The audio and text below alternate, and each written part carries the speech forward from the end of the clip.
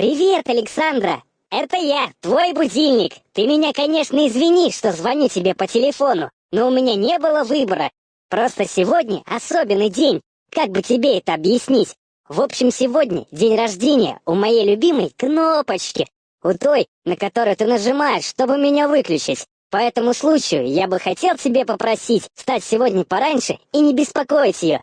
Пусть ей будет приятно. Надеюсь, ты меня поймешь. А теперь подъем, подъем, подъем!